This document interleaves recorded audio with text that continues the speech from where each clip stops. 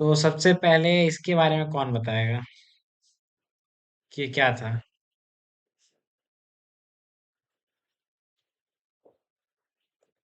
अभिषेक, जया, विभास, कोई भी।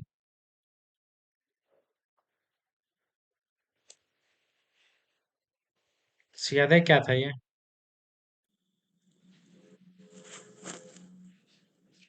ये टीचिंग का वो ट्रायंगल है जो कि जो टीचर स्टूडेंट और जो कंटेंट होता है जो हम लोग पढ़ते हैं हम्म।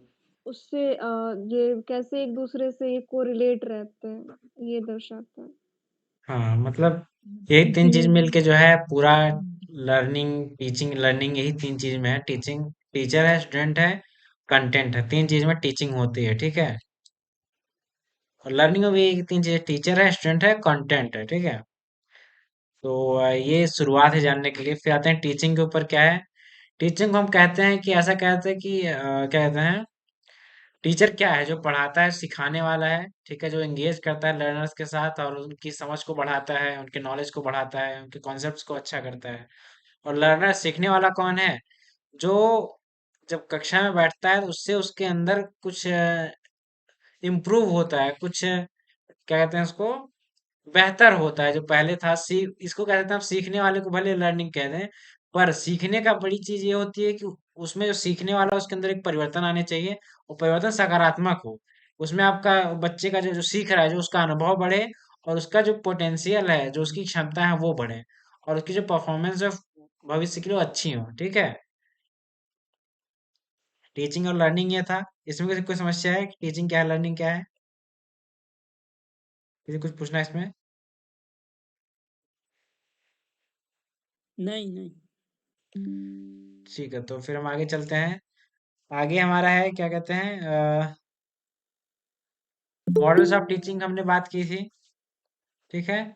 मॉडल्स ऑफ टीचिंग कौन बताएगा? पेडागोजी मॉडल कौन बताना चाहेगा?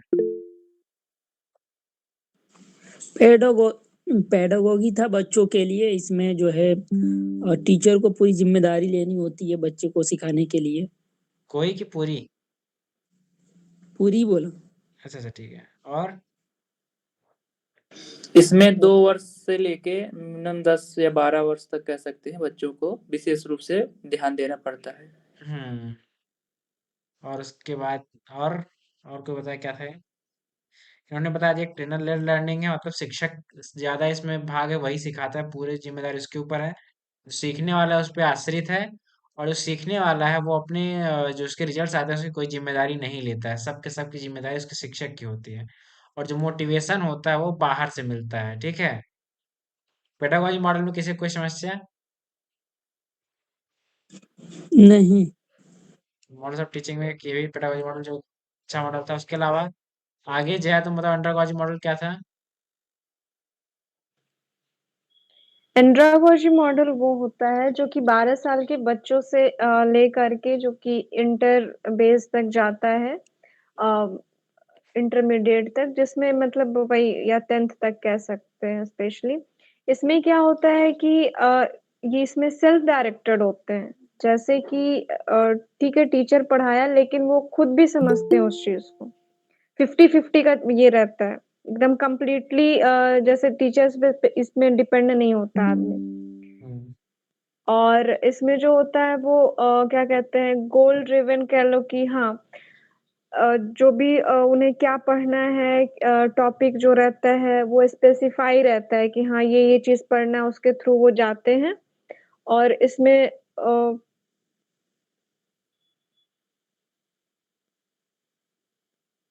इसमें, हेलो, हेलो, हाँ हेलो। क्या हुआ, माइक बंद कर दी थी क्या? नहीं नहीं। तो बताओ क्या कह रहे थे, इसमें क्या है? हाँ इसमें जो होता है जैसे कि वही मैं कह रही थी कि इसमें जो गोल ड्रिवन होता है कि जैसे एकदम क्या कहते हैं, जो भी वो लोग पढ़ रहे हैं उन्हें पता होता है, जैसे कि कुछ वो लोग टीचर से भी हेल्प लिए, कुछ खुद भी पढ़े, ठीक है ना। वो अपने ऊपर एकदम कंप्लीटली वो नहीं रहते हैं, इसमें टीचर्स पे भी डिपेंड रहते हैं थोड़े, हाँ, एकदम थोड़ा सा। थोड़ा सा। हाँ, हम्म। कंप्लीटली नहीं। ठीक है? और उसके बाद में इसमें और दिया है कि इसमें जो मोटिवेशन होता है, उसमें एक्सटर्नली ना हो के इंटरनली भी रहता है, कि हमें पढ़ना है, कितना कंप्लीट करना है, जैसे ये इंटरनली हम क्या पढ़ रहे हैं, क्या नहीं पढ़ रहे हैं, ये थोड़ा-सा एक सेल्फ डायरेक्टेड होता है ये चीज़।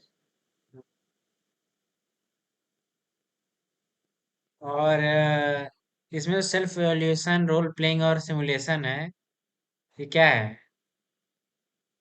सेल्फ इवैल्यूएशन यानी कि अपना वो मूल्यांकन करते हैं इसमें, कि हाँ। जो भी पढ़ रहे हैं वो कितना सही पढ़ रहे हैं, क्या गलत पढ़ रहे हैं, ठीक हम्म, है? और रोल प्लेइंग जो होता है कि वो अपना कैसे मतलब कितना 100% दे रहे हैं, जो भी लर्नर्स हैं, जो भी वो पढ़ रहे हैं, किस तरीके से उनका रोल प्लेइंग पता नहीं मैं अच्छे से डिफाइन कर पा रही हूँ कि नहीं।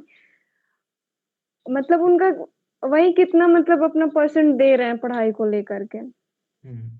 देखो, और अब आप लोग को मैं फिर से एक बार यहाँ पे जया ने अच्छा बताया। अब हम बात करते हैं रोल प्लेइंग की, दो चीजें बार बार फंसती हैं। रोल प्लेइंग क्या है? रोल प्लेइंग किस में आता है? रोल प्लेइंग वो है जब क्या कहते हैं, बच्चे किसी एक्ट में या नाटक में भाग लेते हैं, ठीक है, उसमें पार्टिसिपेट करते हैं और उसमें एक रोल प्ले करते हैं, ठीक है। तो ये क्या होता है, रोल प्लेइंग। और उसके अलावा सिमुलेशन क्या होता है? वो सिमुलेशन क्या है कि ये थोड़ा ज्यादा स्ट्रक्चर्ड होता है और रियल लाइफ से ज्यादा होता है, ठीक है।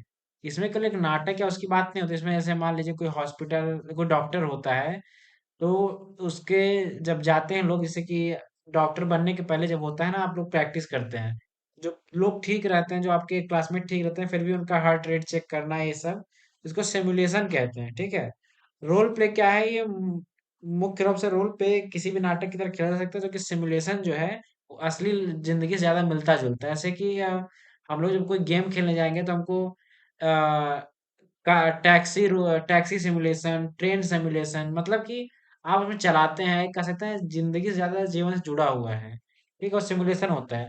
और रोल प्ले एक नाटक खेलने प्रकार से आप कह सकते हैं कि रोल प्ले ये होता है, ठीक है। अब हेटरोलॉजी मॉडल कौन बताएगा, ये क्या था? कोई एक? इसमें बेसिकली ये होता है कि 18 वर्ष से ऊपर बच्चे होते हैं, हम्म, जिसमें मतलब कि टीचर की सहभागिता बिल्कुल कम रहती है, बच्चे 100% कर सकते हैं। हम्म। तो अब इसमें क्या था कि इसमें प्रॉब्लम फाइंडर, समस्याओं को खोजने वाले मिलते हैं, ठीक है, पूरी जिम्मेदारी लेते हैं। इंक्वायरी मतलब क्या होता है? इंक्वायरी ड्रिवन मतलब ये होता है कि वो चीज़ों की बहुत तह तक जाना चाहते हैं, उनको पता है कैसे क्या सीखना है, उनको रियलाइजेशन उनको कहते हैं। वो चीज़ों को बेहतर समझ सकते हैं और रियलाइज कर सकते हैं, ठीक है, उनको इस समय खुद के बारे में अनुभव हो जाता है, ठीक है।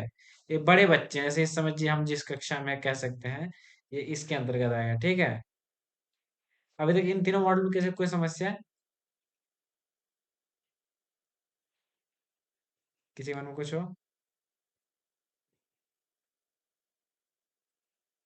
चलिए आगे बढ़ते हैं और हम बात करेंगे।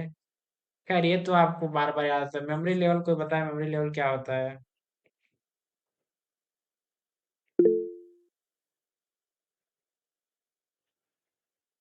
जय बोलो बोलो। मेमोरी लेवल वो होता है जिसमें क्या कहते हैं, छोटे बच्चों से ये शुरू होता है, जिसमें उन्हें बार-बार चीज़ें रटाई जाती हैं, ठीक है? उन्हें ड्रिल के थ्रू समझाया जाता है और क्या कहते हैं रिमेम्बरिंग वाली वही याद करने वाली चीज़ें होती हैं। वो कोई चीज़ पढ़ के एकदम नहीं समझ जाते हैं, ठीक है? कोई चीज़ हाँ, अगर जॉनी जॉनी यस पापा या ट्विंकल ट्विंकल रटा दिए तो वो एकदम रट जाएँगे, लेकिन वो मीनिंग नहीं समझा सकते, वो रटना टाइप का होता मुख्य है। रूप से कह सकते हैं कि रटना प्रकार हाँ, से, है ना? रटना हाँ, और फिर उन्हें अंडरस्टैंडिंग? चीज़ें बार-बार हाँ, एक सर्टेन टाइम ये पे या फिर ये क्या कह लें कि रिकॉल कराई जाती हैं चीज़ें।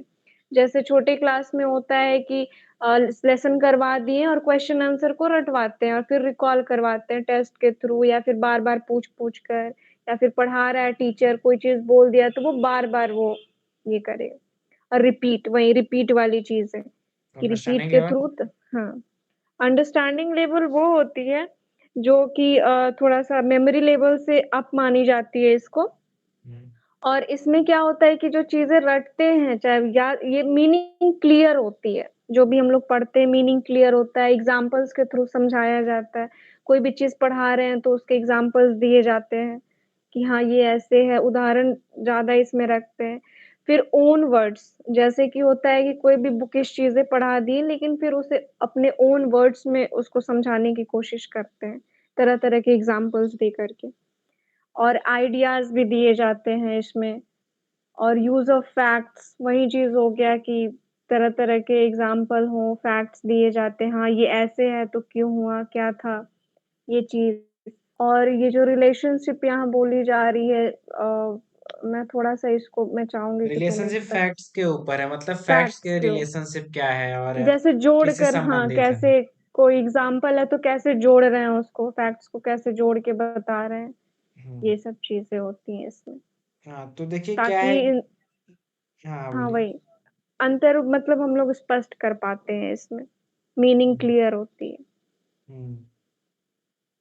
हाँ, सही कह रहे हैं। उसके अलावा क्या कहते हैं, अगर आप देखें तो ये जो ये अपना मेमोरी लेवल है, इसमें क्या था, इसमें छोटे बच्चों खैर ये अच्छा था, क्या है, छोटे बच्चों तक ये मेमोरी लेवल कि आज हमारे ऊपर भी मेमोरी लेवल लागू होता है।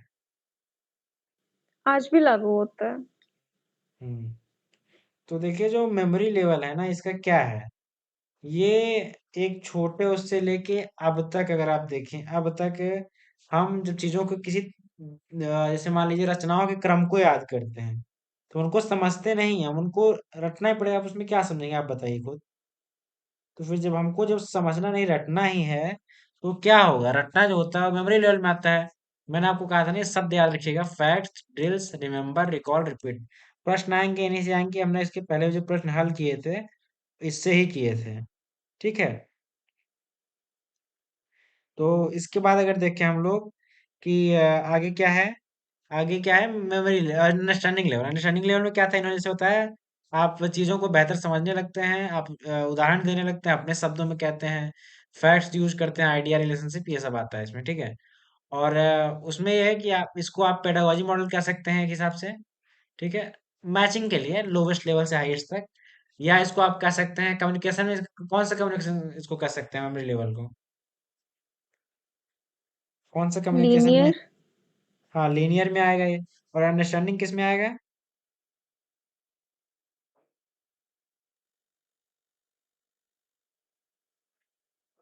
इंटरेक्शनल, किसमें। इंटरैक्शनल, हाँ, इंटरेक्शनल में आएगा ये।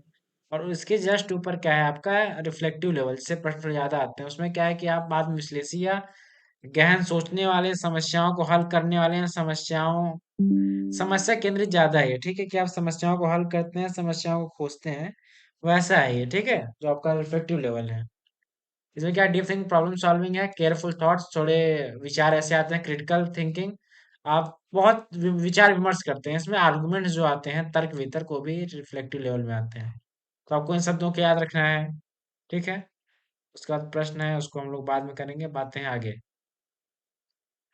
अब हम अलग करने वाले शब्दों को अगर देखें, टीचिंग क्या था, क्रिटिकल थिंकिंग थी या क्रिएटिव, ये दो शब्द जहाँ आएंगे उसका मतलब टीचिंग में। जब मैच द फॉलोइंग आता है, मिलाने वाला, उसमें तो या तो क्रिटिकल थिंकिंग शब्द आता है या तो क्रिएटिव शब्द आता है। क्या उसके बाद टीचिंग के बाद लर्निंग आता है, लर्निंग मतलब सीखना ही है। ट्रेनिंग के लिए कौन कौन शब्द आएंगे मैच द फॉलोइंग में, या तो वन स्किल, एक कौशल ट्रेनिंग में सीखी जाती है हमेशा। ड्रिल, ये सबसे बड़ा सा ड्रिल ज्यादा आता है। ठीक है। ड्रिल क्या है, नियमित होने वाली परेड, प्रशिक्षण, अभ्यास। ठीक है। ड्रिल किसमें है, ट्रेनिंग। ठीक है। और इंस्ट्रक्शन क्या था, स्टेप बाय स्टेप था। काउंसलिंग क्या था, लिसन, गाइड, एम्पावर। इससे हम लोग बात कर चुके हैं, आज हम लोग आपको दिखा रहे थे हम लोगों ने क्या क्या पढ़ा है अब तक। ठीक है। तो आपका काउंसलिंग में ये आएगा। उसके बाद क्या है, कंडीशनिंग, अनुकूलन। क्या मैंने बात कहा था, कंडीशनिंग में क्या होता है कि आप किसी को एक व्यवहार करने के लिए आप उसको मजबूर कर देते हैं। ठीक है, बार बार सिखाते सिखाते वो आदी हो जाता है उस चीज का। जैसे मैंने उदाहरण दिया था उस बार की, जब आप ताला बंद करके रोज जाते हैं, तो फिर एक टाइम बाद आपको याद ही नहीं रहता कि आपने ताला बंद किया है कि नहीं।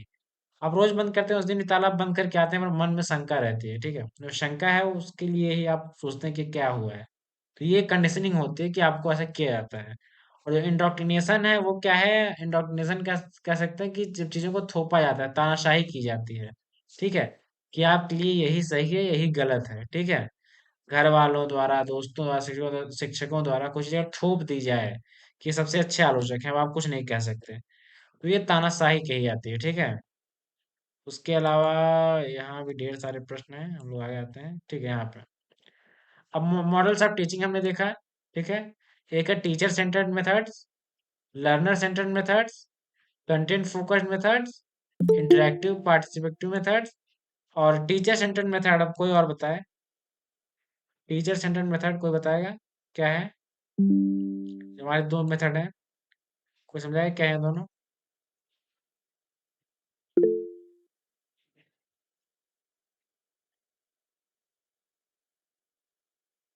जय के अलावा अभी के लिए अभिषेक, रुपेश, विभास, नीलकमल, कोई भी। मेथड में वही है, टीचर का रोल ज्यादा हो जाता है, वो उसके मतलब चीजें उसी को लेकर जो है चीजें आगे बढ़ती हैं टीचर्स।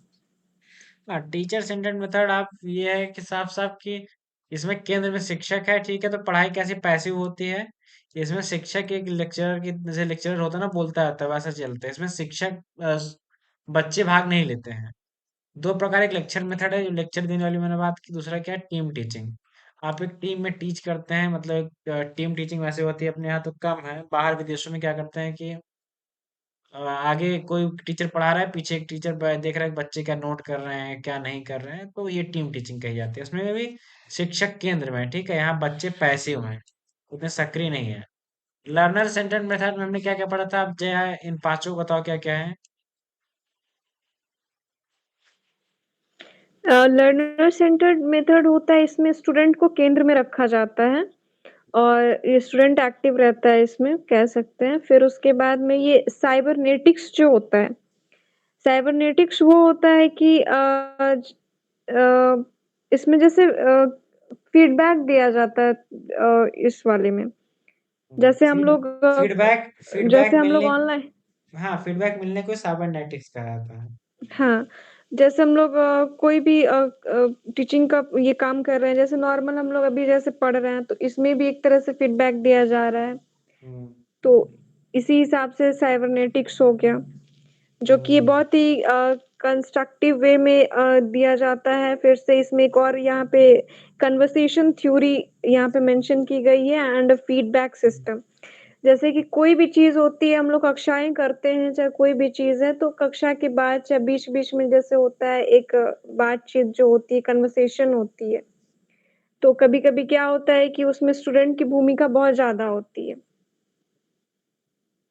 तो इसलिए इसको रखा गया है और फीडबैक इससे एकदम है कि साइबरनेटिक्स जो है वो मोस्ट इम्पोर्टेंट, बस इसमें फीडबैक दिया जाता है।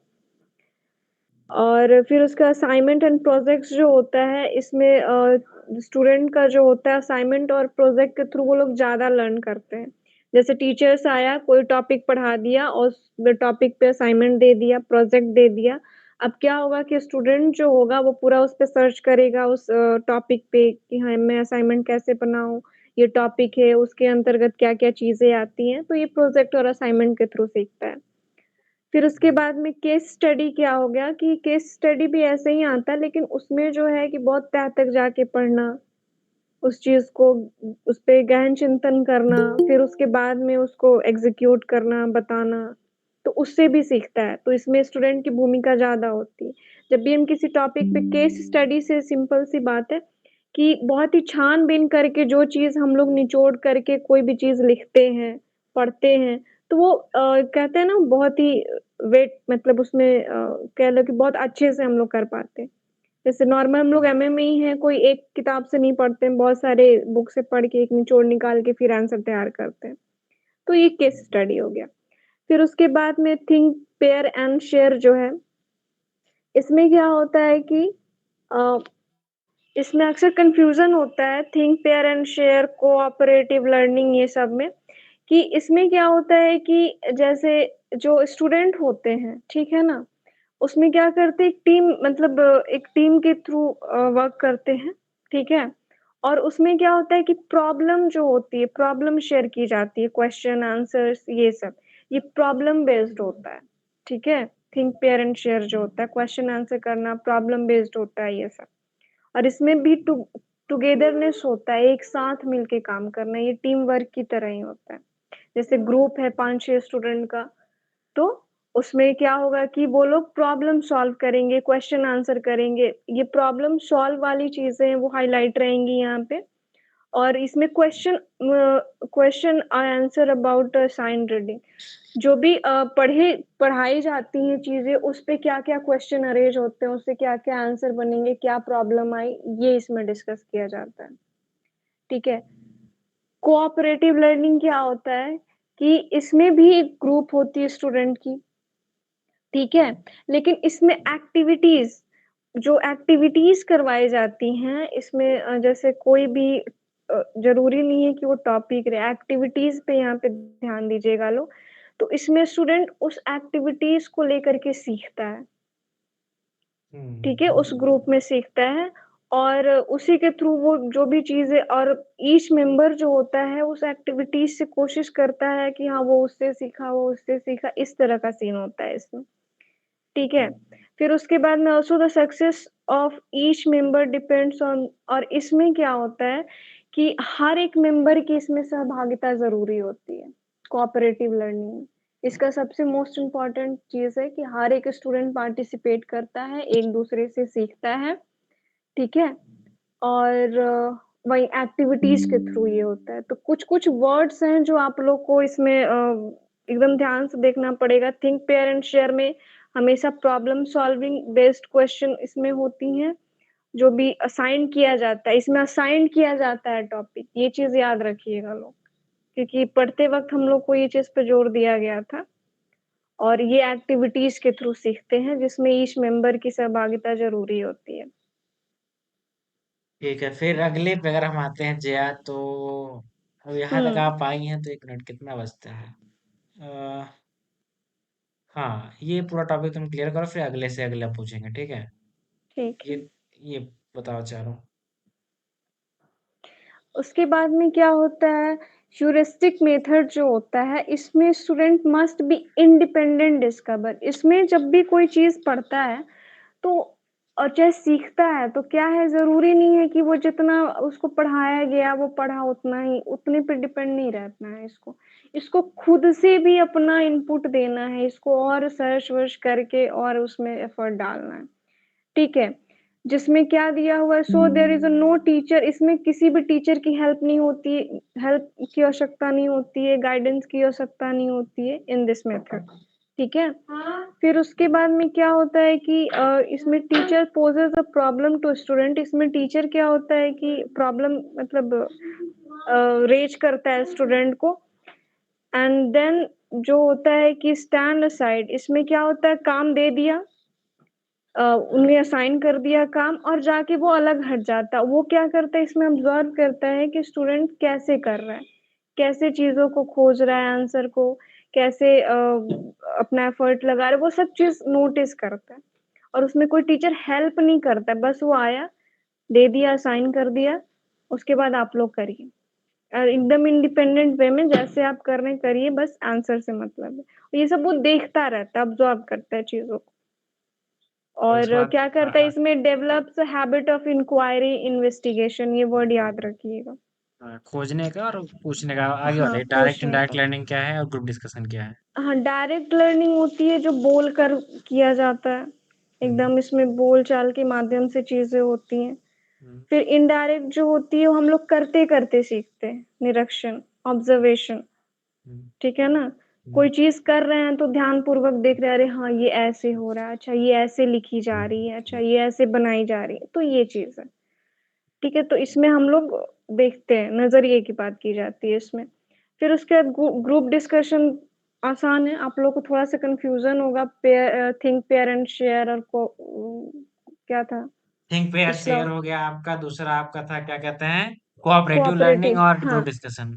हाँ, तो लेकिन यहाँ पे देखिएगा कि ग्रुप डिस्कशन क्या है, दिया हुआ है कि यहाँ पे स्टूडेंट जो होते हैं, जो लर्नर्स होते हैं, वो क्या करते हैं कि वहाँ पे डिस्कशन होती है। जब भी कोई टॉपिक डिस्कस की जाती है, तो इसके इश्यूज़ डिस्कस किए जाते हैं, आइडियाज़, विचार डिस्कस किए जाते हैं, एक साथ।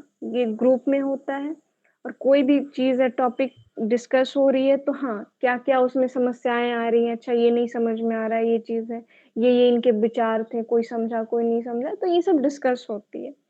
हम्म, फिर उसके बाद में स्टूडेंट्स वर्क क्या कहते हैं वो ग्रुप में वर्क करते हैं, प्रॉब्लम को सॉल्व करते हैं। हो सकता है कि एक कोई भी राइटर हो, उनके बहुत सारे सिद्धांत हों, जिसमें 5 सिद्धांत हो, जिसमें से 2 मेरे को समझ में आए, 3 नहीं आए। हो सकता है मेरे ग्रुप में जो हो, उनको उसमें से किसी एक को समझ में आ रहा हो, तो वो मुझे समझाएगा, तो इस तरह डिस्कशन होती हैं चीज़ें। ठीक है। और इसके एक-दूसरे से सीखने को मिलती है ये। अब ये दोनों बता फिर दीजिए क्या है।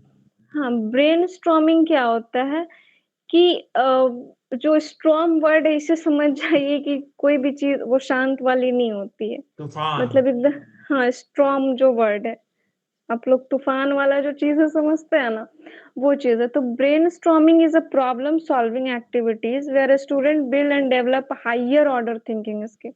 जैसे कि एक होता है ना क्लास में बहुत सारे छात्र हैं, जो भी चीज़ है, तो अचानक से कोई टीचर आया, कुछ ऐसी बात कह दी, चाहे पढ़ाने का तरीका उसका ऐसा होता है ना, सुनने के बाद क्या होगा कि जो स्टूडेंट होगा ना, उसको बहुत उत्तेजना होगी, चाहिए सब कि हाँ, नहीं मैं इसमें और थोड़ा वर्क करूँ और अच्छे से कर पाऊँ।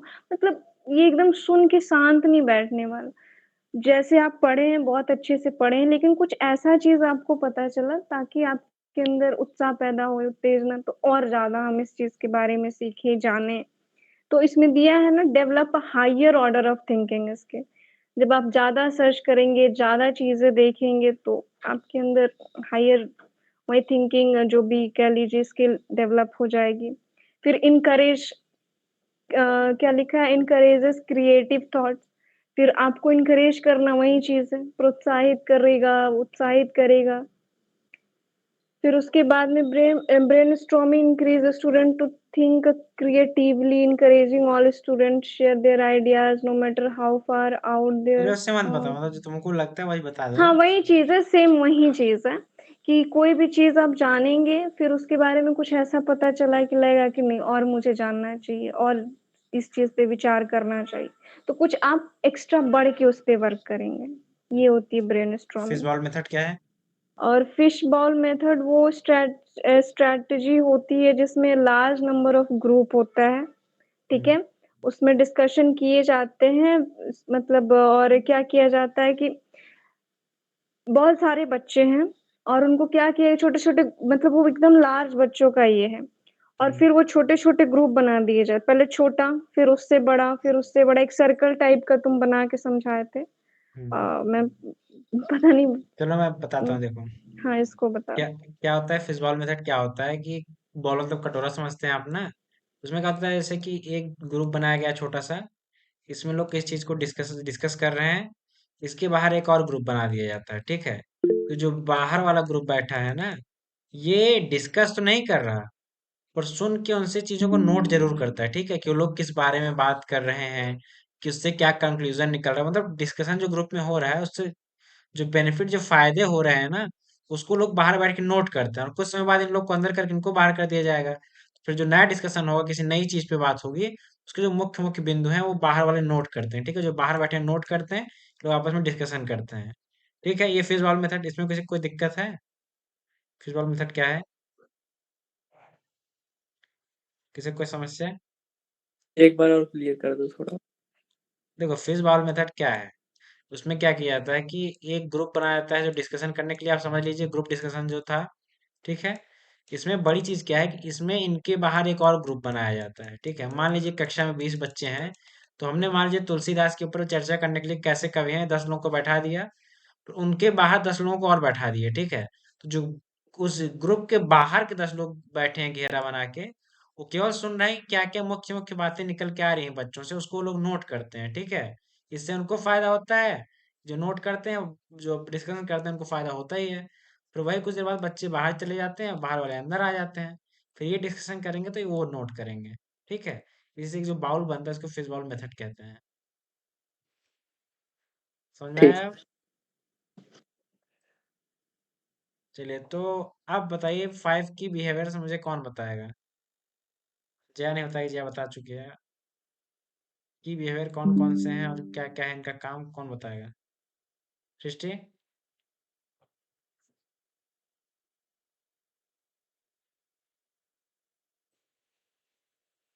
सृष्टि, अभिषेक, जया, कोई? जया नहीं। नंदिनी, नीलकमल, रजनी, रुपेश। 5 की बिहेवियर हाँ। एक होता है जैसे लेसन की क्लियरिटी, हम्म, इंस्ट्रक्स जो हाँ पढ़ाया गया वो साफ एकदम क्लियर रहे।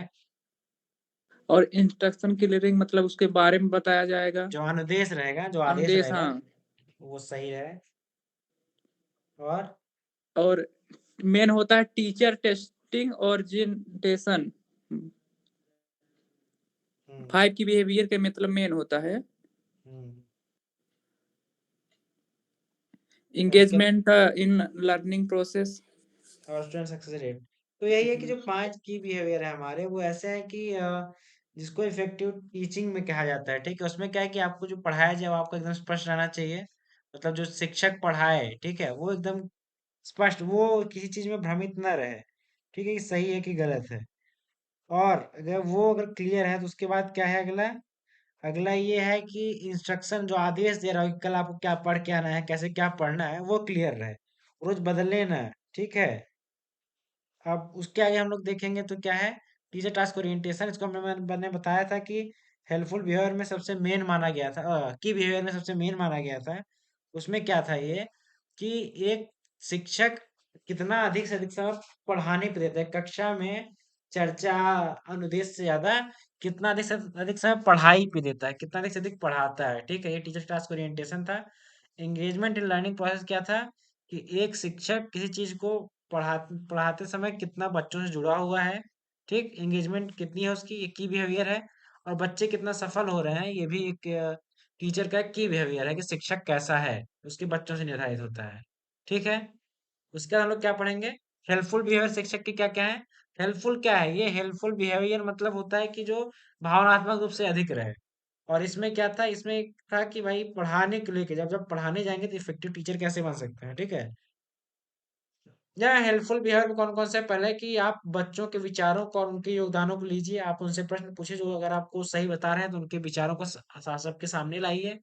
अगला है स्ट्रक्चरिंग, मतलब एक स्ट्रक्चर बनाइए चीजों का, कि मतलब बच्चों को और अच्छे से चीजें क्लियर हो सके। ठीक है। जो आपका लेसन क्लैरिटी पढ़ता है उसी से जुड़ता हुआ स्ट्रक्चरिंग है।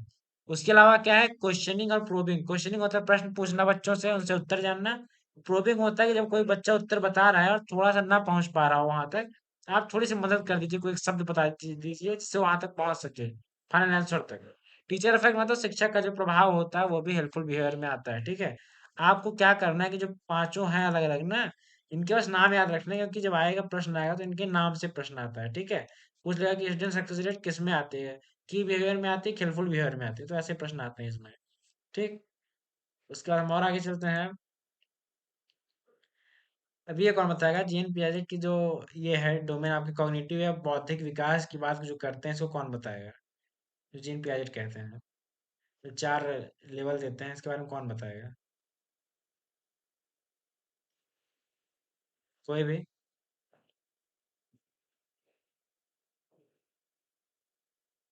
रुपये सबसे कोई भी?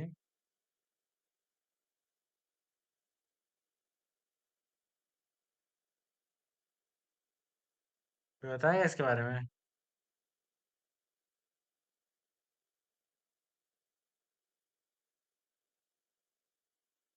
अगर किसी को नहीं याद है क्या है, क्या था? कोई तो बताओ। बताओ, जाता है बताओ। इसमें क्या होता है कि जैसे इनका जैसे ये 4 पार्ट में ये करके समझाए हैं। सबसे पहले तो सेंसरी मोटर जो बताएँ, जैसे 2 साल के बच्चे हैं, तो वो तो उनका ना लैंग्वेज क्लियर होता है, ना उनका इमेजिनेशन, ना कुछ। तो उन्हें ऑब्जेक्ट जो होती है, चीज़ें उन्हें दिखा करके बस समझाया जाता है कि ये चीज़ है। वो सुनते हैं, डायरेक्ट देखते हैं, तो उतने से बस वो सीखते हैं। तो वो टोटली जब चीज़ें देखते हैं, तब भी वो समझते हैं। जैसे कि हाँ, ये जैसे घर में फैमिली मेंबर को समझना हो गया, फिर जैसे कोई-कोई चीज़ें देख रहे हैं, हाँ, ये किताब है, ये टेबल है, ये कलम, मतलब इस तरह की चीज़ें इसमें होती हैं। हम्म, सही जा रहे हैं हम? हाँ ठीक है ठीक है। मतलब देख के सीखना, मतलब अपने जो हाँ, ज्ञानेंद्रिय उनसे सीखना। इसमें कोई मानसिक का वो नहीं, इसमें कोई ज्ञानेंद्र जो प्री ऑपरेशनल है 2 से 7 साल का है, उस समय भाषा का विकास होता है, ठीक है। आप 2 से 7 साल की जब आपकी याददाश्त धीरे धीरे आने लगती है, ठीक है, आप चीज़ों को याद करने और सीखने, क्योंकि आपको नहीं याद होगा कि आप 2 साल तक कैसे थे, क्या थे। उस समय आपके पास याददाश्त नहीं होती है। याददाश्त अधिकतर 2 से 3 साल से शुरू होती है, आप चीज़ों को जब याद करना सीखते हैं, इमेजिन करना सीखते हैं। थोड़ा 2 साल के बीच में आप थोड़ा ईगो मतलब अहम भाव आपके अंदर आ जाता है, ठीक है। आप अपने आप को थोड़ा होता है ना, कोई आपको खिलौना छीनने का उसको लगता है पीटने, तो ये होता है। उसके अलावा सिंबॉलिक थॉट्स मतलब आप जो थोड़ा विचार आपके थोड़ा विस्तृत होते जा रहे हैं चीज़ों को लेके। फिर 7 से 11 में आते हैं, उसको कंक्रीट ऑपरेशनल कहते हैं, जीन पियाजेट। वो कहते हैं 7 से 11 में आप ऑपरेशनल थॉट्स मतलब क्या है, अब विचार जो है ना वो थोड़ा एक होता है ना, ज़्यादा क्रियान्वयन करने को लेके मतलब ज़्यादा चिंतन को लेके जाते हैं ऑपरेशनल थॉट्स। और जो फॉर्मल ऑपरेशनल है, ठीक है, वो क्या था, जो एडल्ट जब आप एकदम बड़े हो जाते हैं, बच्चे से बड़े हो जाते हैं, फिर आप जीवन के सत्य को जानने लगते हैं कि जीवन है क्या, जीवन में कैसे क्या करना है, तो आप फॉर्मल ऑपरेशनल में आते हैं, ठीक है। तो ये कॉग्निटिव थ्योरी जीन पियाजेट के, इस पर हम लोगों ने बहुत ज़्यादा बात की थी कक्षा में, पिछली कक्षा में, मतलब जो पहली कक्षा में हुई थी, ठीक है। अब हम आ जाते हैं धीरे धीरे थ्योरीज पे सारी। अब कोहलर की थ्योरी कौन बताएगा मुझे, कि कोहलर और ये गार्डनर क्या कहते हैं?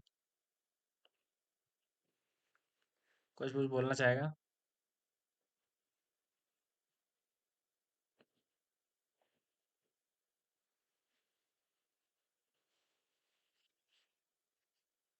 सृष्टि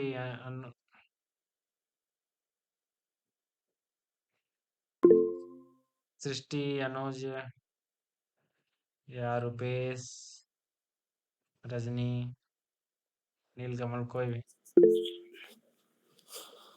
जैसे हम अगर किसी काम को करना चाहते हैं तो पहले उसे हमें पहले रणनीति तैयार करनी पड़ती है, मतलब कि जैसे कि पहले हमको अपने मन में पहले हम लोग सोचते हैं उस चीज को कि क्या करना है, कैसे करना है, जो भी।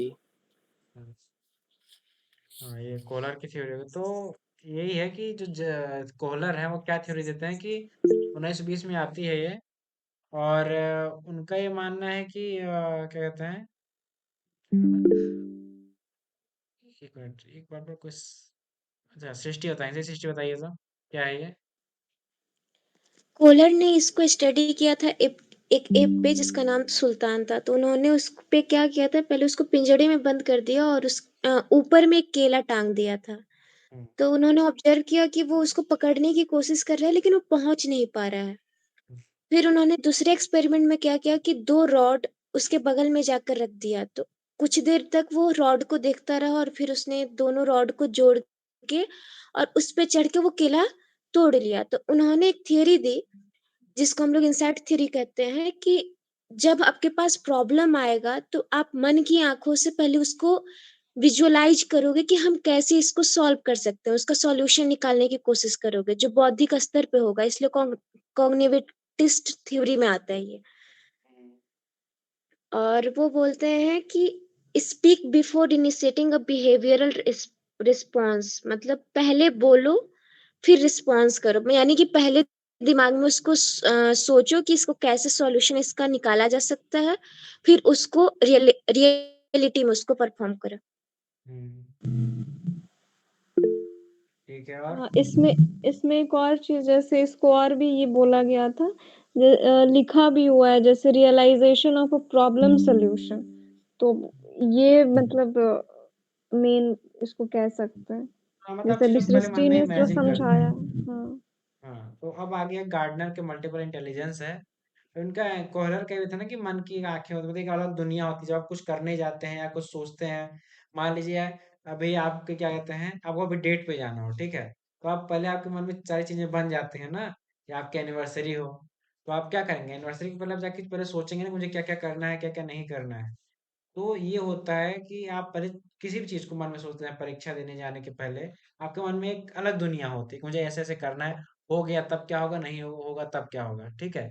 तो ये कोहलर थ्योरी क्या, पहले मन में चीजों को सोच के उसके बाद आपको हल मिल जाता है, फिर आप उस काम को करते हैं। जो गार्डनर है उनका एकदम आसान सी थ्योरी है कि भाई देखो, केवल पढ़ाई लिखाई से लेके आप किसी की बुद्धिमत्ता, किसी को बुद्धिमान नहीं कह सकते। वो किसी भी क्षेत्र में बुद्धिमान हो सकता है, अगर अच्छा गाता है, सिंगर अच्छा है, तो वो भी एक एक होता है ना। आप जो इंटेलिजेंट शब्द है वो एक चीज में मत बांधिए केवल पढ़ने लिखने वाला। किसी भी क्षेत्र में अच्छा क्रिकेट खेलता है, अच्छा क्रिकेटर है वो, ठीक है, तो वो भी इंटेलिजेंट है, वो भी बुद्धिमान है, पर उसका बस रास्ता अलग है। तो ये इनका मल्टीपल इंटेलिजेंस है गार्डनर्स का, ठीक है, केवल पढ़ाई लिखाई से नहीं, कई क्षेत्रों में हो सकता है कोई इंटेलिजेंट।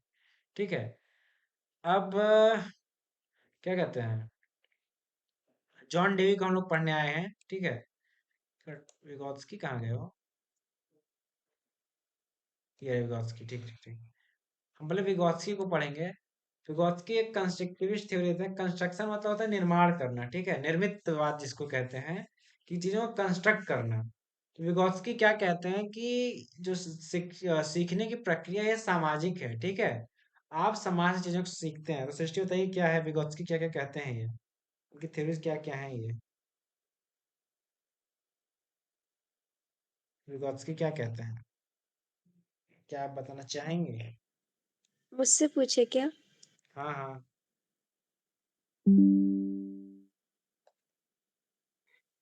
किसी और से पूछ लीजिए। ये क्लियर नहीं है तुम्हारा? क्लियर है, कुछ काम कर रही हूँ। अच्छा ठीक है, ठीक ठीक ठीक, कोई नहीं। तो जो विगोत्स्की हैं वो क्या कहते हैं, विगोत्स्की का क्या है कि, और कोई बताना चाहेगा? जया, विभास, रुपेश, नंदिनी, नीलकमल, अनुज, क्या है इनकी जो तीनों थ्योरीज हैं?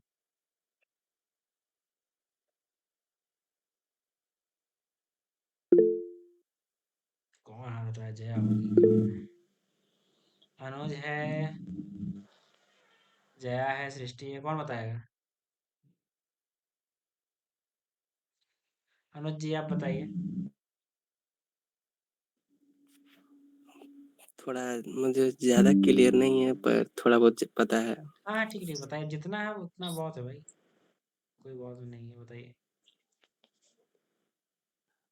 जैसे कि एक प्रतिस्पर्धा के रूप में, जैसे कि समाज में, जैसे कैसे अरे कोई नहीं, देखिए हम एक बार इसको सबके आपके सामने क्लियर करते हैं, थोड़ा है ये उलझाओ, ठीक है। हाँ, कुछ ऐसा ही था, मैं मतलब बताऊं याद एक बार? हाँ बोलो। हाँ, इसमें जैसे इनका है, जैसे ये लिखे हैं को कंस्ट्रक्टेड, मतलब ये शुरू से है कि हाँ सामाजिक निर्मितिवाद में ये विश्वास रखते हैं। तो ये को कंस्ट्रक्टेड यानी साथ में सीखना, निर्माण करना, ठीक है ना, लर्न फ्रॉम अदर्स, इस पे इन्होंने जोर दिया है। और इनका है कि मतलब सामने वाले से कैसे हम समाज में रहते हैं, तो उसमें क्या होता है कि खुद से भी सीखते हैं, हम्म, सामने वाले को भी देख के सीखते हैं। ठीक है, तो ये चीज़ों पे इनको इन्होंने ज़्यादा जोर दिया है। जैसे सोशल क्या लिखा है, कॉम्पिटेंस जैसे जो करके लिखा है, वही सामाजिक प्रतिस्पर्धा जो करके है, इसमें हम्म। सामने वाले को देख करके हम सीखते हैं। देखिए अब इसमें देखा जाए तो जो विगोत्स्की है, इनका कंस्ट्रक्शन थ्योरी को जो है सोशल कंस्ट्रक्टिविस्ट थ्योरी कहते हैं, क्योंकि ये कहते हैं कि हम अकेले कुछ नहीं सीखते हैं, कमरे में बंद होकर कुछ नहीं सीख सकते। हमको सीखने के लिए समाज में जाना पड़ता है, ठीक है। वो समाज को नकारात्मक नहीं सकारात्मक रूप में दिखाते हैं कि हम चीजों को एक दूसरे से सीखते हैं, ठीक है। दूसरा क्या कर रहा है, जैसे कि सेंसरी मोटर जो हमने जीन पियाजेट का भी देखा है, जब बच्चे एकदम छोटे रहते हैं वो कैसे सीखते हैं कि पानी कैसे पीना है, क्या कैसे करना है। दूसरों से सीखते हैं, वो अपने आप नहीं सीखते हैं, दूसरों को देख देख के सीखते हैं चीजों को। तो कहते हैं कि समाज में अधिकतर चीजें दूसरों से सीखते हैं। और सोशल कॉम्पिटेंस क्या है, वो कहते हैं कि जैसे आजकल क्या होता है ना कि आपके पड़ोसी का आपके भाई बहन का नंबर जाते हैं, आपको जलन होने लगती है। तो जलन की बात नहीं करते, वो कहते हैं कम्पीट करो आप। कल को जया कुछ पढ़ के आई हिंदी का, ठीक है, मुझसे उसने बात की, मैं उतना अच्छा नहीं बता पाया। आप कल और उससे बेहतर पढ़ के, उससे कल जब उस पे आप बात करें, आप उससे बेहतर हो सके। अगर आपने बेहतर बता तो ये जय को मैं मानना चाहिए कि मैं उससे बेहतर अगली कक्षा में बताऊंगी। तो जो बार बार ये चलता है कि मतलब उससे अच्छा उससे अच्छा करने के चक्कर में आप इस जो सोशल एक समाज से आप बहुत बेहतर बन सकते हैं, बहुत अच्छा सीख सकते हैं, ठीक है। ये सोशल कॉम्पिटेंस में आता है। मतलब ये क्या कहते हैं कि आप समाज में सीखते हैं, आप एक दूसरे से चीजों को सीखते हैं। अगली बात कहते हैं एक दूसरे के अंदर जो प्रतिस्पर्धा होती है, वो स्पर्धा ऐसी है कि अगर सामने वाला अच्छा कर रहा है, आप उससे जलते नहीं। देखिए आज के समय में जो जलते हैं वो जलन नहीं है, आप उससे बेहतर करना चाहते हैं, ठीक है। ये सोशल कॉम्पिटेंस है। और इनकी अंतिम थ्योरी है, अंतिम कह सकते हैं कि जो कहते हैं जोन ऑफ प्रॉक्सिमल डेवलपमेंट। वो कहते हैं हम चीजों को कैसे सीखते हैं, कि उन्होंने कहा था कि जैसे ये अंदर एक चित्र बना हुआ, मैं आपको ऐसे बना के दिखा देता हूँ कि एक चरण होता है, ठीक है। मान लीजिए सिलेंडर है, ठीक है, यहाँ मैंने दो हिस्से में काट दिया। ये ऐसा ये जोन है जहाँ हम चीजों को खुद से सीखते हैं, ठीक है। यहाँ हम चीज़ों को खुद से सीख जाते हैं कि ऐसी-ऐसी चीज़ें हों, ये हैं। ये बीच का जो चीज़ है, वो क्या है? यहाँ पे हम चीजों को किससे सीखते हैं? किसी की मदद से सीखते हैं, ठीक है। और एक ये चीज क्या है जो हम कभी कभी नहीं सीख सकते, नेवर। आप लोग कहेंगे कि कैसे कैसे सकते हैं, हम कुछ चीज नहीं सीख सकते।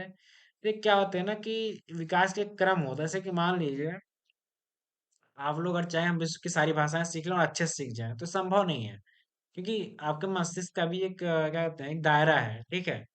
आपको अगर सब में बेहतर होना है तो संभव नहीं है, एक जीवन में तो नहीं संभव है, ठीक है, क्योंकि कई लाख भाषाएं हैं तो आप कैसे सीख सकते हैं उसको, ठीक है। तो क्या है, 3 चरण में एक ये है जो कुछ चीजें आप खुद से सीखते हैं, दूसरा कोई आपको सिखाता है, और तीसरा क्या है, जो चीजें आप कभी नहीं सीख सकते। अगर आपको इसमें कंफ्यूजन है, मैंने एक क्लास डाली हुई है, शायद कोहलर या विगोत्स्की के नाम से ही डाली हुई है।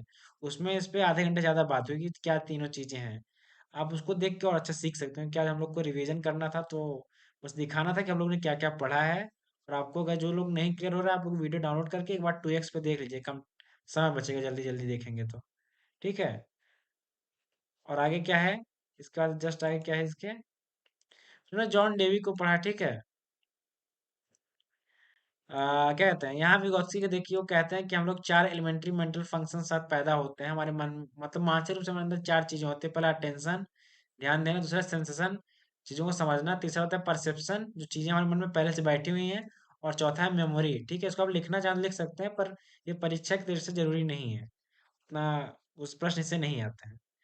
देखिए जॉन डेवी क्या थे, इन्होंने प्रगतिशील शिक्षा की बात की है, या प्रगतिवादी शिक्षा की बात की है, प्रोग्रेसिव एजुकेशन की। वो कहते हैं कि इनका सबसे बड़ा थ्योरी है लर्निंग बाय डूइंग। इस पे बहुत ज्यादा बात हुई हम लोगों की, कि आप चीजों को करके बेहतर सीख सकते हैं। मतलब अगर आप कोई चीज, केमिस्ट्री का कोई प्रैक्टिकल आप देख रहे हैं, फिजिक्स का किताब में देख रहे हैं, उससे बेहतर आप उसको करके ज्यादा अच्छा सीख सकते हैं। तो इनका पहली थ्योरी लर्निंग बाय डूइंग।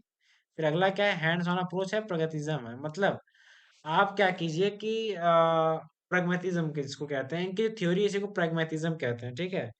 उनकी थ्योरी आती है, इसको भी कहते हैं। तो वे कहते हैं कि चीजों को आप ऐसे सीखिए कि रियलिटी मस्ट बी एक्सपीरियंस्ड। आप चीजों को करके सीखिए तो क्या होगा, जो सच्चाई यथार्थ आपको पता चलेगा, और यथार्थ आपको अनुभव से ही मिलना चाहिए, ठीक है। हम बात करते हैं ना कि आपको जो सच्चाई है वो आपके अनुभव से मिले, ठीक है।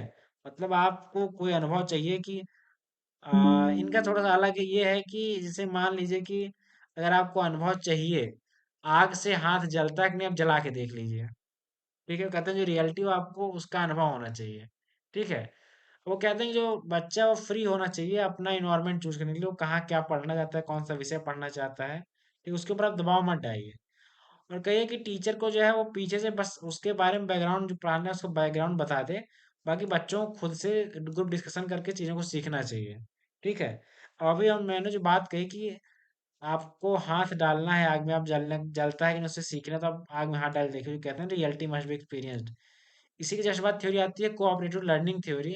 वो कहती है कि यूज अदर्स एक्सपीरियंस, जो और लोगों का अनुभव है जिसके हाथ जल चुके हैं उनसे आप सीख के हाथ मत डालिए, ठीक है। आपने देख लिया कि किसी का हाथ जल रहा है तो आप उसमें हाथ मत डालिए, दूर रहिए, ठीक है। ये कोऑपरेटिव लर्निंग थ्योरी है। अब डेल का कौन ऑफ एक्सपीरियंस क्या था, डेल ने एक कौन बनाया, ठीक है, कैसे कैसे हम चीजों को सीखते हैं, जो हमारी शिक्षा का स्तर है कैसे ऊपर से नीचे जाता है, ठीक है।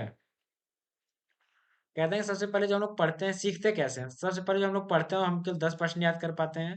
देखिए आप लोग को अगर लग रहा है कि चीजें बहुत तेज जा रही हैं, तो इस पे हमने सारी कक्षाएं ले चुके हैं, मतलब लगभग 11-12 कक्षाएं हैं, और बहुत विस्तृत है इन सब चीजों पे। तो अभी हम लोग रिवीजन के लिए देख रहे हैं कि कैसे कैसे चीजें हैं, हम लोग ने क्या क्या पढ़ा था, ठीक है। तो डेल कॉलम एक्सपीरियंस में क्या था कि 10% जो हम लोग पढ़ते हैं वो हमको याद रहता है, 20% जो हमको सुनते हैं वो हमें याद रहता है, 30% जो हम देखते हैं वो याद रहता है, 50% देखते हैं और सुनते हैं, 70% जो हम कहते हैं और लिखते हैं। मैं आपसे बार बार क्यों किसी चीज को पूछ रहा हूँ, अगर आपने नोट्स बनाया और आप बोल पा रहे हैं अभी, इसका मतलब कि आप चीजों को बेहतर और 70% ज्यादा बेहतर समझ सकते हैं। और 90% क्या है जो करते हैं, लर्निंग बाय डूइंग, ठीक है।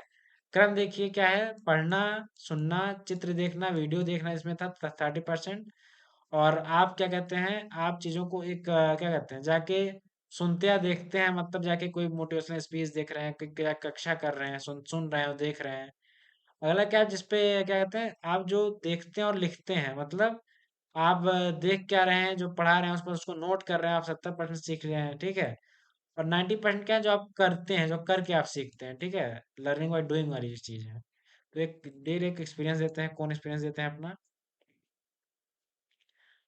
अगला है, कोई बताएगा? यहाँ से थ्योरी शुरू होती है दोबारा से, तो इसको बताएगा क्या है कनेक्शन थ्योरीज? चलिए मैं ही बता देता हूँ, ठीक है, क्योंकि 1 घंटे होने आए हैं तो अब भी चाहते चीजें हो जाएं। तो देखिए, कनेक्शन थ्योरी क्या थी, ये हम लोग ने इसमें बहुत विस्तृत चर्चा की थी कि जो कनेक्शनिज्म जो है वो मिलने की जो थ्योरी कहते हैं, कनेक्शन डेवलप करने की। तो जो थॉर्नडाइक है, क्या कहते हैं? ट्रायल एंड एरर थ्योरी इनकी है। ये क्या कहते हैं?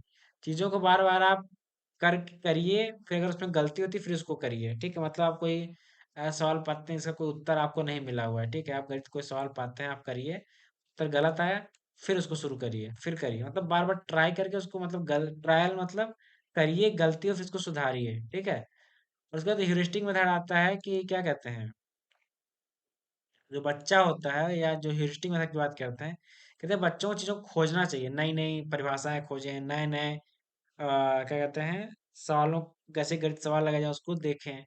केवल ज्ञान लेने वाला नहीं कि आप बैठ के बस कूप मंडूक नहीं, मंडूक तो मूर्ख हो जाएगा। आप, हाँ, आप मुंह बंद करके बैठे हैं, बस चीजों को सीख रहे हैं कि ऐसी ऐसी चीजें हैं, ठीक है। आप कुछ खोज नहीं रहे हो, कहते हैं आप खोजिए, मतलब अगर आप हिंदी साहित्य से पढ़ रहे हैं तो आप के लिए मत मान बैठिए कि शुक्ल ने द्विवेदी ने कह दिया सही है। आप उस पर अपना विचार रखिए, आप उसको खोजिए कि और बेहतर क्या हो सकता है इस कवि के बारे में, इसके बारे में, ठीक है। तो आप खोजने वाला बनिए, ठीक है। अगर आप केवल सुनने वाले या देखने वाले बनेंगे तो चीजें, नई चीजें नहीं आएंगी। आज साहित्य में हमारी भाषा पे या काव्यशास्त्र पे काम नहीं होता, लोग नहीं करना चाहते मेहनत। फिर आप जब चीजों को नहीं खोजेंगे तो आप कैसे कोई नई चीजें मिलेंगी? तो आप जब कोई कुछ नया खोजेंगे तो उससे नई चीजें बनेंगी और नई थ्योरीज आएंगी, ठीक है। तो कहते हैं बच्चों को खोजने वाला, ढूंढने वाला होना चाहिए, तो ज्ञान लेने वाला बच्चा नहीं होना चाहिए, ठीक है। अगला बिहेवियरिज्म या व्यवहार की जो थ्योरीज आती हैं, इसको कौन बताएगा? ये 3 थ्योरीज कौन कौन सी थी, कोई बताना चाहेगा?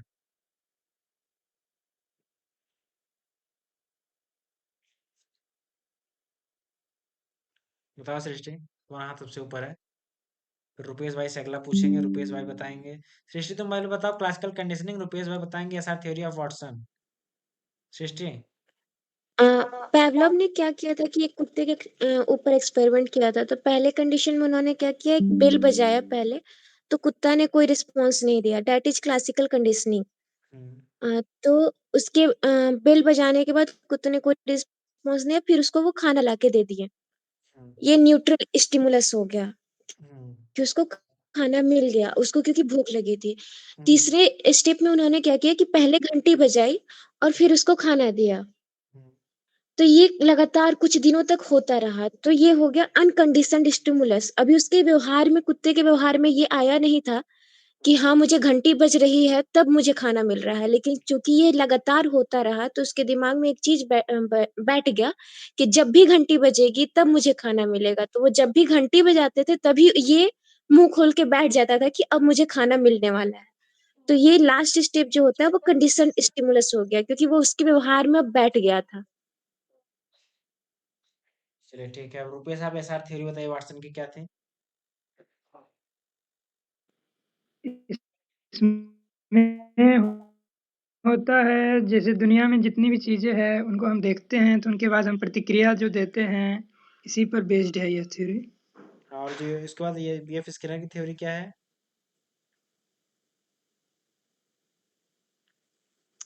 ये 2 प्रकार की बताए थे कंडीशनिंग होता है लोगों का, जिसमें एक में जैसे कोई काम करते हैं तो उसके लिए रिवार्ड मिलता है, अच्छा काम करते हैं तो उसको देखकर हम प्रेरित होते हैं। उसके बाद था एक नेगेटिव मिलता है रिस्पॉन्स, जैसे कि कोई यदि किसी को कहा जाए कि तुम्हें ये काम नहीं करोगे तो मार लगेगा, तो वो काम करता है डर से।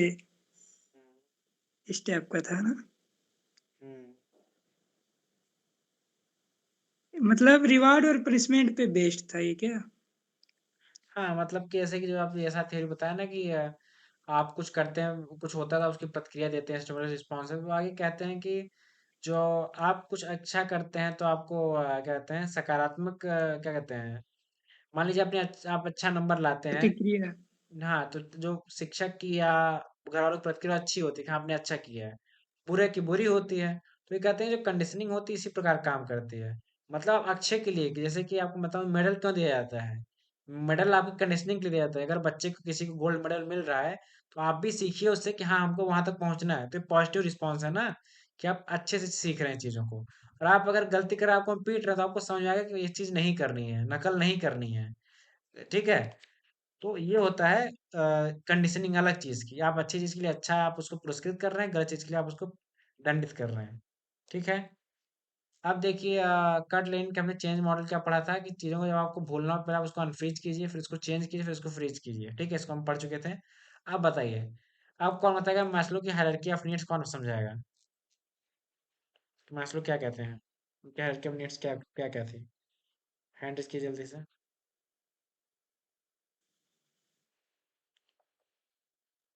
अनुज भाई आप बताना चाहते हैं?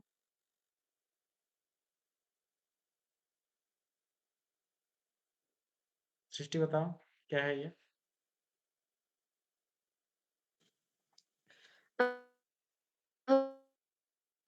इन्होंने 5 स्टेप दिया था फिजियोलॉजिकल, सेफ्टी, लव या belonging, esteem and self actualisation.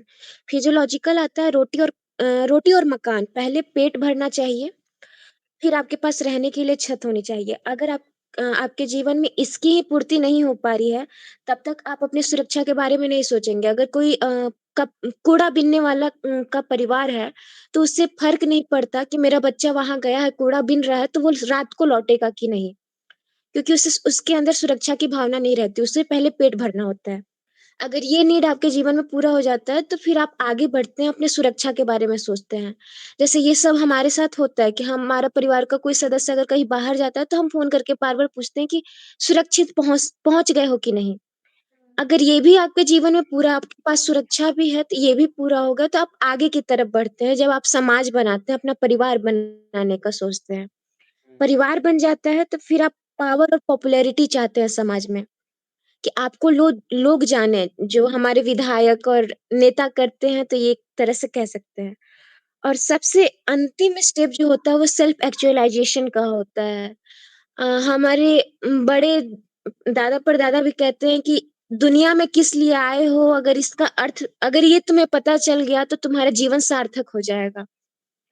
तो जब जैसे मुकेश अंबानी उसके पास अभी इतना रुपया है कि वो आराम से बिना कमाए भी जी सकता है, उसकी पीढ़ियाँ चल सकती हैं। लेकिन वो चूँकि जान गया है कि मैं इस क्षेत्र में आगे बहुत अच्छा कर सकता हूँ, समाज को दे सकता हूँ, तो वो लगातार करता है। तो ये सेल्फ एक्चुअलाइज़ेशन है, जब आप खुद को जान जाएँगे तो उस दिशा में ही प्रेरित होते रहेंगे, आपको रुपया, कपड़ा, मकान इन सब की पूर्ति होती रहेगी। ठीक है। तो आगे क्या है हमारा?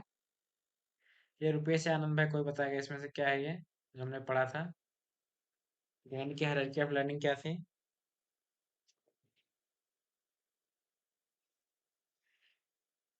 गेगने जो हायरार्की ऑफ लर्निंग देते हैं ये, कि कैसे हम सीखते हैं चीज़ों को। इसमें इसमें सबसे पहले था इशारों से सीखना, मतलब हुँ, कोई व्यक्ति जैसे संकेतों से सीखना शुरू करता है। उसके बाद था एसआर थ्योरी के बेस्ड पे जो था देखने के बाद तुरंत प्रतिक्रिया। हुँ, इसमें कोई भी चीज़ को हम देखकर समझकर प्रतिक्रिया देते हैं। हुँ, उसके बाद ये जुड़ते चले जाता है, श्रृंखलाबद्ध होता है। हुँ, फिर हम आगे जाकर विचार करते हैं, उस पर चिंतन करते हैं।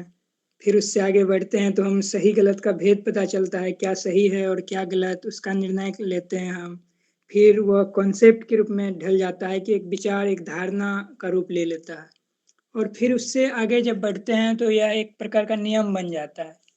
हुँ, फिर उस ऊपर बढ़ते हैं तो हमें हल मिलता है, मतलब समस्या पे हम विचार करते हुए एक निदान हासिल कर लेते हैं, यही था।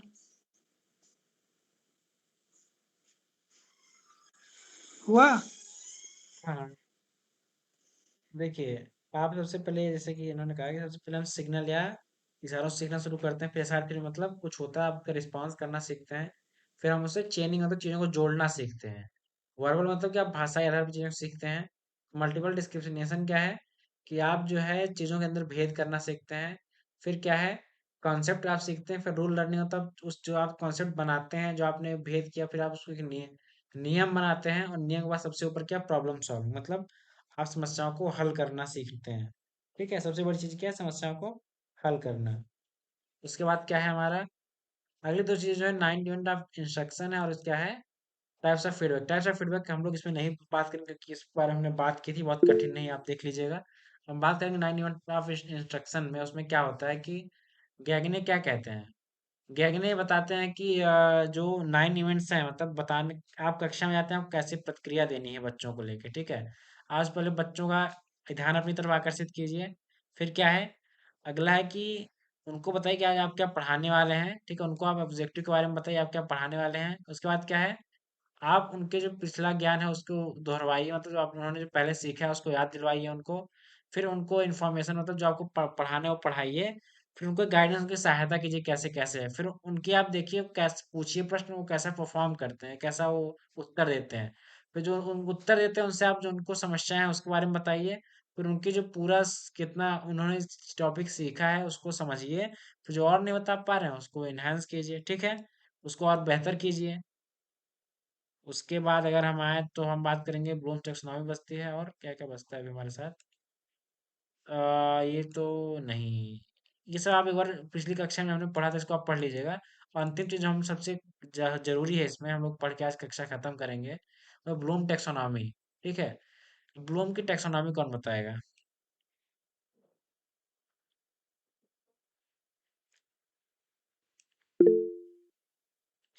तो रुपेश भाई बताइए, ब्लूम टैक्सोनॉमी क्या है? इसमें सबसे पहले हम किसी चीज़ को याद करने के लिए सीखते हैं हम्म, कि जो जैसे रटने टाइप में एक प्रकार से हो गया, किसी भी चीज़ को देखे और उसको हम दिमाग में उतार लिए, ठीक है? उसके बाद हम उससे आगे अगला चरण में होता है कि हम उसे समझते हैं कि यह कैसे हो रहा है। फैक्ट को जैसे याद करना है तो उसका नियम भी सीखते हैं। फिर उसको हम अपने जीवन में व्यवहार में लाते हैं, किसी काम को करना है तो उस नियम को उसमें अप्लाई करते हैं। हम्म, फिर हम उससे आगे बढ़ते हैं तो हम क्या किए उसका विश्लेषण करते हैं, मतलब अलग-अलग विश्लेषण करते हैं, विभिन्न कार्यों में अलग-अलग विश्लेषण करते हैं। फिर उससे आगे बढ़ते हैं तो हम सभी चीज़ों को जोड़कर एक साथ उसमें क्या निचोड़ निकलता है, फिर वो देखते हैं। फिर उससे आगे बढ़ते हैं तो एक प्रकार से एक सृजन हो जाता है, मतलब इतना तक आकर हम रचनात्मक हो जाते हैं, क्रिएट, ये सबसे उच्चतम स्तर होता है क्या? हाँ ये ठीक है, इन्होंने बता दिया। आपको बताया इसके बारे में, फिर अंत में मैं बताऊंगा। अब कोई और बताना चाहेगा? सृष्टि जया, मनोज, नीलकमल, नन्ही, कोई भी? कोई बताना चाहेगा ब्लूम्स टैक्सोनॉमी क्या है, क्या कहती है सृष्टि? क्या कहना चाहोगे इस पे? हाँ, ब्लूम्स टैक्सोनॉमी क्या है? किस पे? ओके। ये ब्लूम ने दिया था जिसमें 6 स्टेज वो बताते हैं, जिसमें वो कहते हैं कि सबसे पहला जो ये भी बौद्धिक स्तर पे ही होता है। हम्म, सबसे पहले हम याद करते हैं, ठीक है? उसके बाद जो होता है जैसे जिसमें रिकॉल फैक्ट्स या बेसिक कॉन्सेप्ट्स आते हैं, फिर उसके ऊपर आता है अंडरस्टैंड, उसको समझना, ठीक है? अगर हम समझ जाते हैं तो फिर अप्लाई करते हैं उसको लाइफ में। या मतलब जो भी आपके पास नॉलेज है उसको अप्लाई करने की कोशिश करते हैं, ठीक है? अगर वो भी हो गया तो फिर अगले चरण में हम बौद्धिक स्तर के जाते हैं जिसमें होता है एनालाइज़, आप चीज़ों को अ, एनालाइज़ कैसे कर रहे हैं? विश्लेषण विकास कैसे आप करते हैं बता चीजों दीजिए। को? नहीं नहीं, देखो, एनालाइज का हमने जो पढ़ा था बौद्धिक कला, इसमें हमने बात की थी कि एप्लीकेशन में एनालिसिस और सिंथेसिस होती है। एनालिसिस सेंसिस में कहते हैं, एनालिसिस हम चीजों को अलग अलग करके देखते हैं, सिंथेसिस में उनको एक करके देखते हैं, ठीक है? मतलब छायावाद जब हम पढ़ते हैं तो पहले एनालिसिस विश्लेषण में चारों को कभी को अलग अलग पढ़ते हैं, सिंथेसिस में चारों को मिला के कि छायावाद की विशेषताएं क्या है। चीज़ों को हम विश्लेषण करना सीखते हैं कि भाई अच्छा क्या है, बुरा क्या है, ये कितना बेहतर है, ये कितना खराब है। उसके बाद चीज़ों को इवैल्यूएट करना, उसके थोड़ा ऊपरी क्रम में, ये समझ लें कि आपकी चीज़ें कैसे बढ़ती हैं। जब आप छोटे रहते हैं, आप केवल चीज़ों को याद करना जानते हैं, फिर उसको समझते हैं, फिर हम लोग अप्लाई करना सीखते हैं। और इसके जब भी हम लोग एमए को ज़्यादा अधिकतर अप्लाई से ज़्यादा एनालिसिस को विश्लेषण करना सीखना चाहिए अभी। उसके बाद हम इवैल्यूएट, मतलब चीज़ों का मूल्यांकन करते हैं कि ये बेहतर है, ये बेहतर नहीं है। मतलब अभी हमने विश्लेषण किया ना, ये अच्छा है, ये अच्छा नहीं है। लेकिन अब सबसे अच्छा कौन सा, हम उसको इवेल्युएट करते हैं, मतलब नंबर दिया जाता है, इवेल्युएशन होता है ना, टॉपर कौन है जो सबसे अच्छा है। तो ये होता है इवेल्युएशन। सबसे हाईएस्ट लेवल ब्लूम्स टैक्सोनॉमी में क्रिएट है, ठीक है? किसी चीज का निर्माण करना सबसे हाईएस्ट लेवल है, ठीक है? तो ये जो क्रिएट था वो हाईएस्ट लेवल, यही ब्लूम्स टैक्सोनॉमी है। हम लोग ने इस पे एक पूरी क्लास ली, आप इसको जरूर देखना, क्योंकि अगर आप भूलते हैं तो आप एक बार उसको देख लीजिएगा। कि इससे प्रश्न आने ही आने हैं, ठीक है। और इस पे हम लोग ने बात कर ली थी पिछली कक्षा में ही, और ये तो पिछली कक्षा की चीजें हैं जो हम अभी देख रहे हैं, ठीक है। तो आज की जो रैपिड क्लास थी बहुत तेज बीती है, मुझे पता है कुछ आप में जो नए लोग हैं वो नहीं समझ पाएंगे कि हमने क्या क्या बातें की हैं, पर इस इन सारी चीजों पे हमने पिछली कक्षाओं में एक एक घंटे क्लास ली है, ठीक है। तो आप एक बार उसको देख लेंगे तो, और उसके बाद कोई समस्या रहेगी तो आप मुझे बता सकते हैं, फिर से एक बार टीचिंग कक्षा ले लूंगा। आप बस अपनी समस्याएं बताइएगा, ठीक है, कि आपको किस किस थ्योरी में समस्याएं हैं। आप अगली बार लिख के आइएगा, या लिख के ग्रुप में ही आप डाल दीजिए कि अब मुझे ये चीजें फिर से पढ़नी है, तो मैं बता दूंगा, ठीक है। तो